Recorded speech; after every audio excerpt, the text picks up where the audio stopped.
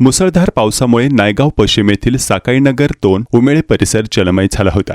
घरांच्या आजूबाजूला पाणी साचल्याने अनेक कुटुंबे अडकून पडली होती. अशा कठीण परिस्थितीत एका 3 महिन्यांच्या चिमुकल्या बाळासह नागरिकांच्या सुरक्षेचा प्रश्न निर्माण झाला होता.